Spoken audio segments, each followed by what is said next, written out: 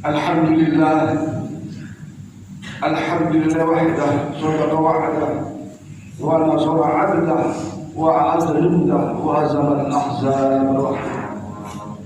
Alhamdulillahil qa'il وعظم في الناس بالحج يعدوك رجالا وعلى كل ضامر يعدنا من كل فج عميق. أشهد أن لا إله إلا الله وحده لا شريك له رب المغارب والمشارق، وأشهد أن سيدنا ونبينا محمدا عبده ورسوله المبعوث بالبيت العتيق. اللهم صل وسلم وبارك على سيدنا محمد وعلى آله وأصحابه ذوي الصفات الست.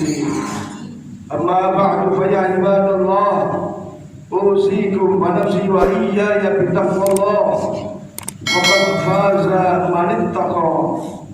قال الله تعالى فهو أصدق القائلين: أعوذ بالله من الشيطان الرجيم، يا أيها الذين آمنوا اتقوا الله حق تقاته ولا تموتن إلا وأنتم مسلمون.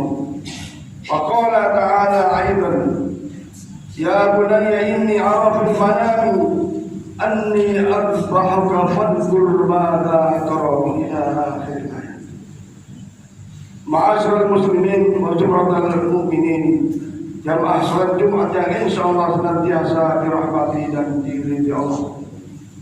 Marilah kita senantiasa meningkatkan kualitas iman dan takwa kita kepada Allah Subhanahu wa Ta'ala dengan melaksanakan berbagai perintah-perintahnya, menjauhi larangannya, melaksanakan sunnah Rasulnya, dan berusaha untuk menghindari mencegah apa yang dilarang oleh Rasulullah Muhammad SAW. Dengan demikian insyaallah kita benar-benar menjadi orang yang muttaqi. Ma'asyiral muslimin, jamaah Jumat rahimakumullah, alhamdulillah wa syukurillah, Allah berikan kepada kita kesempatan menjalani kehidupan di bulan yang dimuliakan oleh Allah Subhanahu wa Ta'ala, bulan Dzulhijjah. Lebih lagi hari ini 10 Dzulhijjah kita laksanakan berbagai amaliyah ibadah. Di antaranya adalah sholat Idul Adha.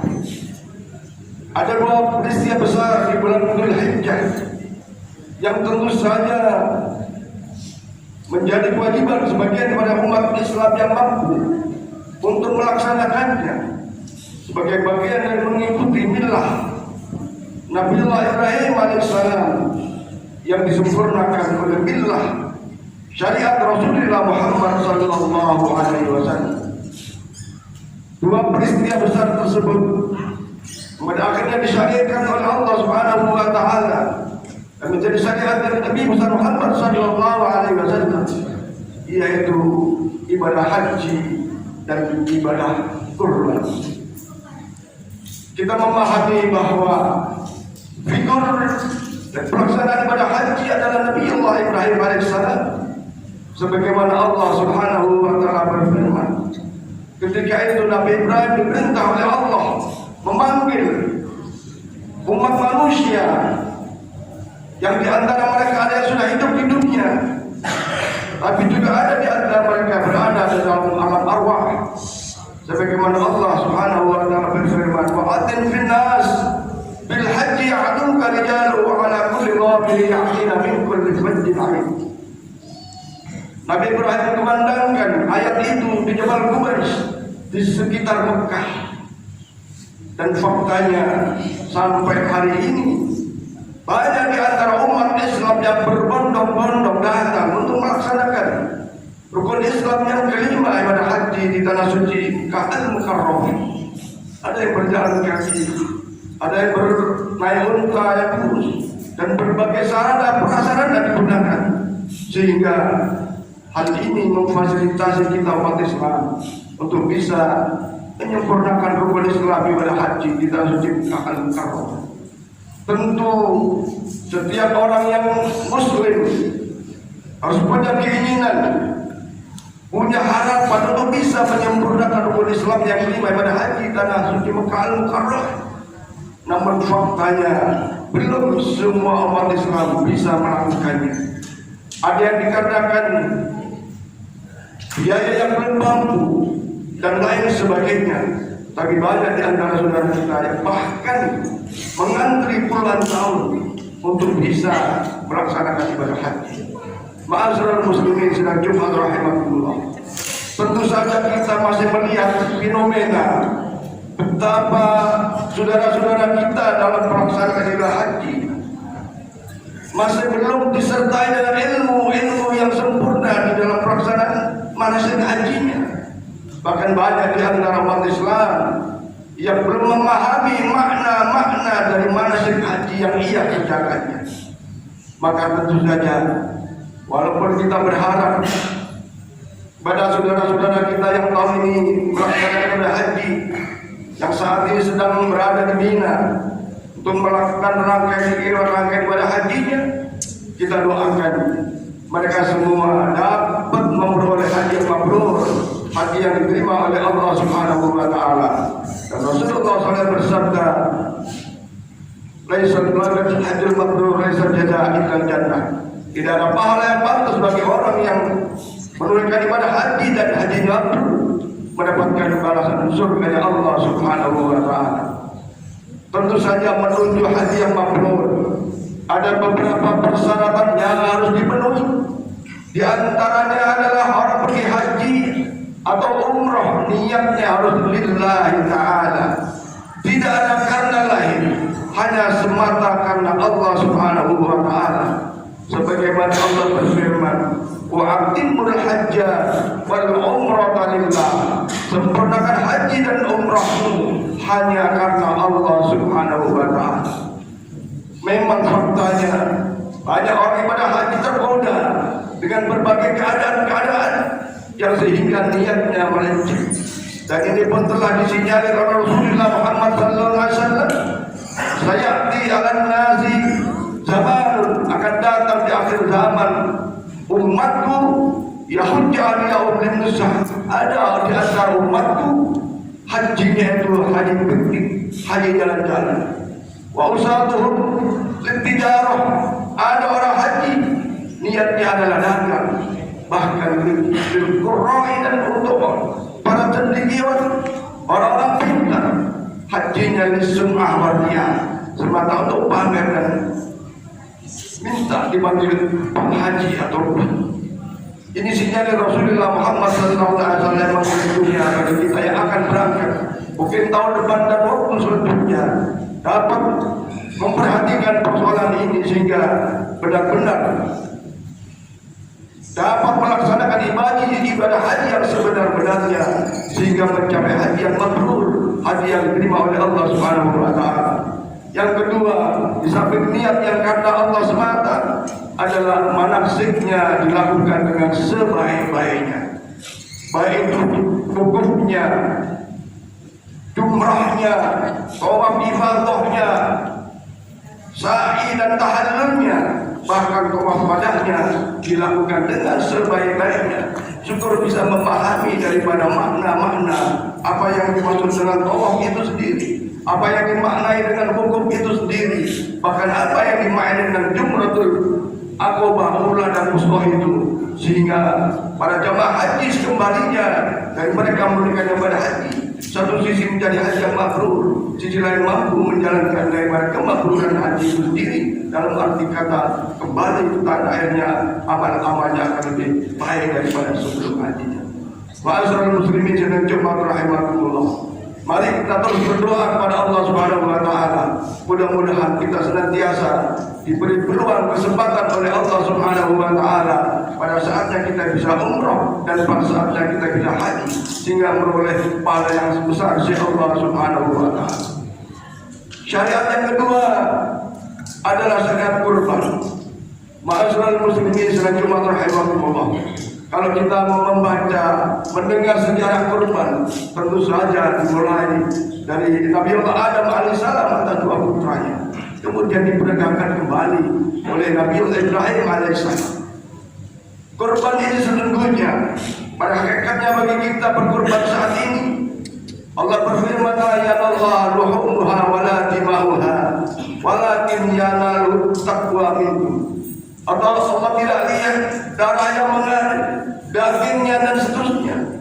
Allah lihat ketika kita berkorban, bagaimana nilai-nilai ketakwaan yang ada pada setiap kita, sehingga itulah korban yang diharapkan dapat diterima oleh Allah Subhanahu wa taala, dan tentu saja akan memberi pahala yang besar insyaallah Subhanahu wa taala.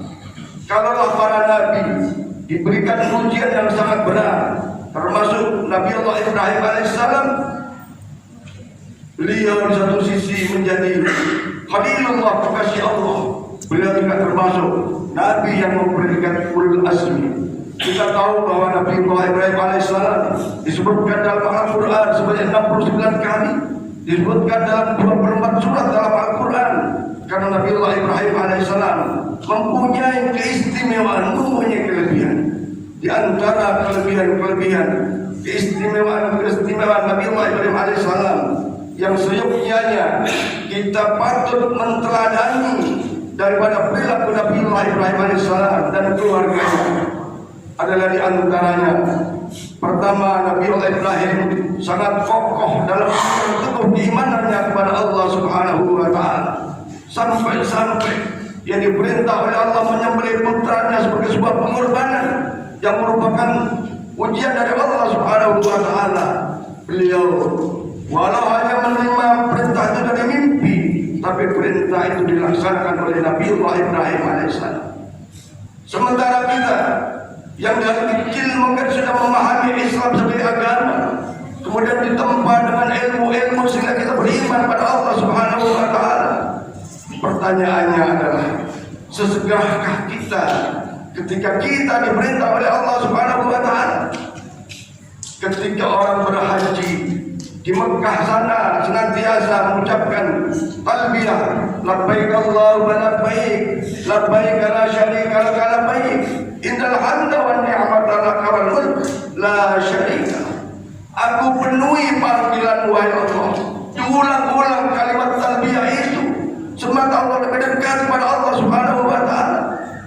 Tapi ketika kita berada di tempat kita masing-masing, ketika kita mendengar kalimat hayya 'alas shalah, hayya 'alal falah, as-shalatu khairun minan naum, sesegerahkah kita memenuhi panggilan Allah Subhanahu wa taala dalam kumandang azan?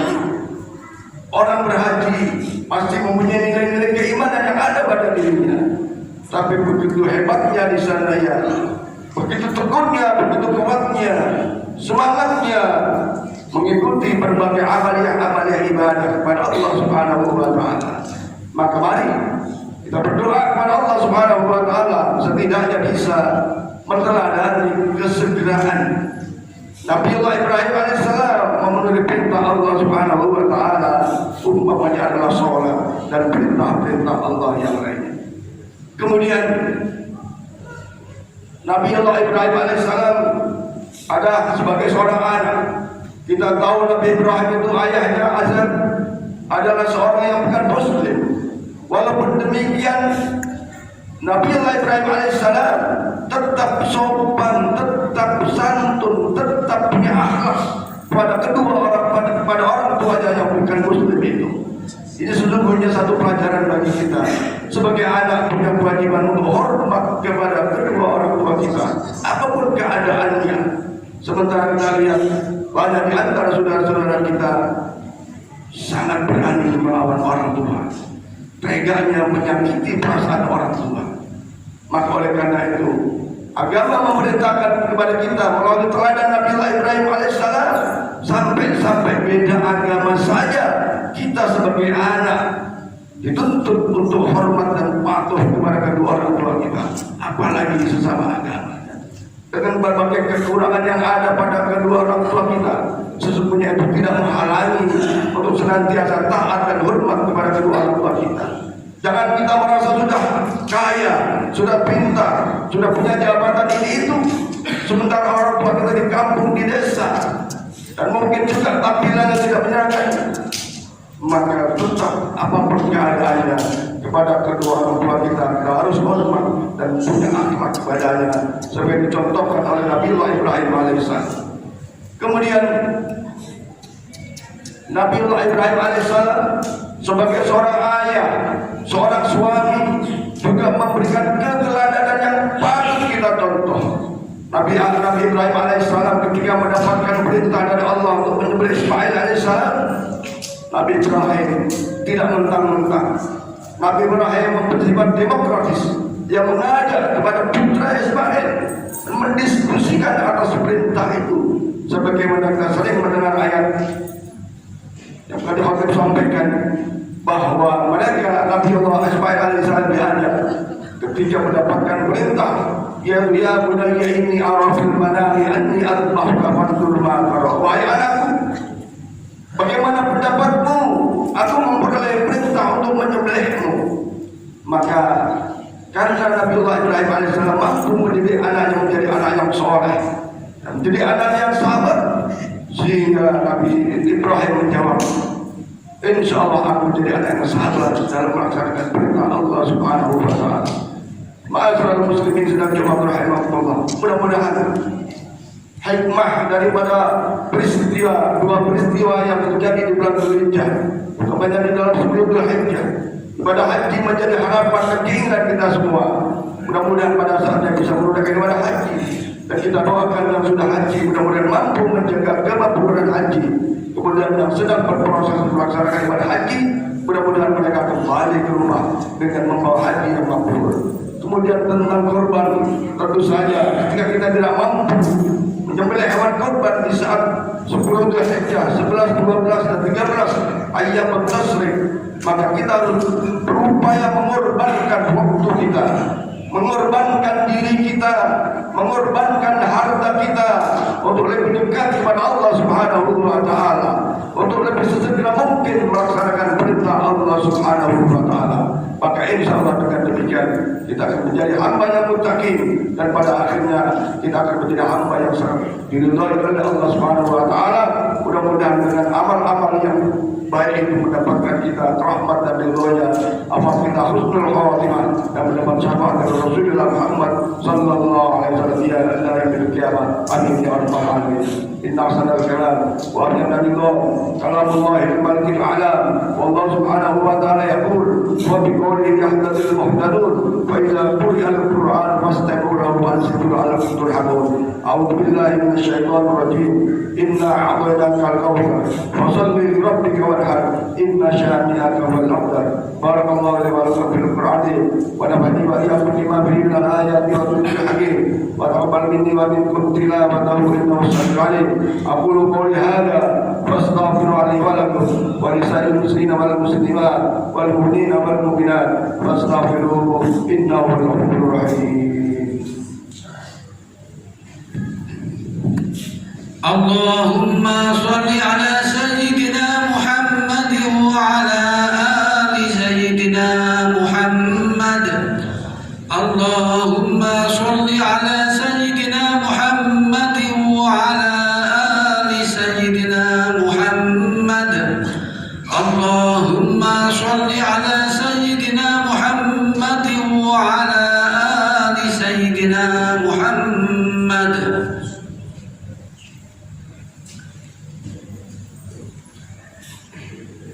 Alhamdulillah, alhamdulillah hamdan katsiran kama amara. Asyhadu an la ilaha illallah wa la syarika lah, irghaban liman jahada bi wa kafar. Wa asyhadu anna sayyidana wa nabiyyana Muhammadan 'abduhu wa rasuluh, sayyidul khalaiqi wal bashar. Allahumma shalli wa sallim wa barik ala abdika wa rasulika Muhammadin wa ala alihi wa sahbihi wa sallam tasliman katsiran. Amma ba'du, fa ibadallah, أوصيكم ونفسي وإياي بتقوى الله فقد فاز من اتقى. قال الله تعالى: أعوذ بالله من الشيطان الرجيم. بسم الله الرحمن الرحيم. يا أيها الذين آمنوا اتقوا الله ولتنظر نفس ما قدمت لغد واتقوا الله إن الله خبير بما تعملون. وقال تعالى أيضا: إن الله وملائكته يصلون على النبي يا أيها الذين آمنوا صلوا عليه وسلموا تسليما. اللهم صل على سيدنا محمد وعلى آل سيدنا محمد كما صليت على سيدنا إبراهيم وعلى آل سيدنا إبراهيم وبارك على سيدنا محمد وعلى آل سيدنا محمد كما باركت على سيدنا إبراهيم وعلى آل سيدنا إبراهيم في العالمين إنك حميد مجيد. وارض اللهم عن أربعة الخلفاء الراشدين سيدنا أبو بكر سبحانه وعلى بقية الصحابة والقرابة والتابعين ومن تبعهم بإحسان إلى يوم الدين وعلينا معهم برحمتك يا أرحم الراحمين. اللهم اغفر للمسلمين والمسلمات والمؤمنين والمؤمنات الأحياء منهم والأموات إنك سميع قريب مجيب الدعوات يا قاضي الحاجات. ونغفر لنا ولإخواننا الذين سبقونا بالإيمان ولا تجعل في قلوبنا غلا للذين ربنا إنك رؤوف رحيم. اللهم إنا نسألك زيارة قبور رسول الله صلى الله عليه وسلم. اللهم بلغنا وبلغهم بالحج بيتك الحرام وزيارة قبور رسول الله صلى الله عليه وسلم. اللهم اجعلهم حجا مبرورا وسعيا مشكورا وذنبا محفورا وعملا صالحا مقبولا وتجارة لن تبور يا عزيز وغفور يا عليم ما في الصدور. أحرجنا يا الله من الظلمات إلى النور. ربنا هب لنا من أزواجنا ذرياتنا قرة أعين واجعلنا للمتقين إماما. ربنا آتنا في الدنيا حسنة وفي الآخرة حسنة وقنا عذاب النار والحمد لله رب العالمين. عباد الله إن الله يأمر بالإحسان وإيتاء ذي القربى وينهى عن الفحشاء والمنكر يعظكم لعلكم تذكرون. فاذكروا الله العظيم يذكركم فاسألوه على يأتيكم ولذكر الله أكبر والله يعلم ما تصنعون في الصلاة.